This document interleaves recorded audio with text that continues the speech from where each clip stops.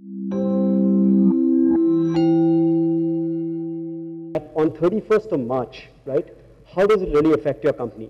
On 31st of March, there are two things that you need to do. One is that on the public domain on your company, which is on your website or whichever is the public domain, you need to identify those 3 individuals who will be responsible for this, right? So they need to be there in the public domain, right?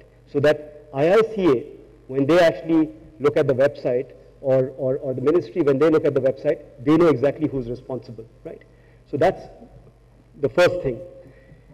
The other important aspect is your CSR policy has to be there in your public domain, right?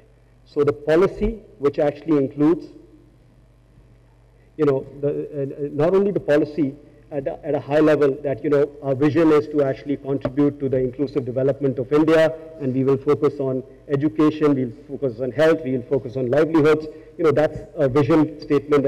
But what they want is, what are you going to be doing? So from 1st of April 2014 to the 31st of March 2015, what are the 2, 1 or 5 projects that your CSR team is going to be engaged in?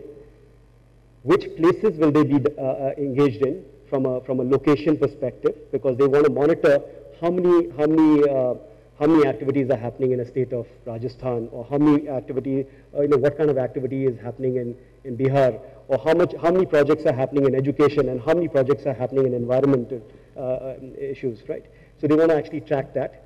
And the third aspect is really the money, the quantum of money that you're going to be spending there, right? And I think that's what needs to be reported as an annexure in the public domain.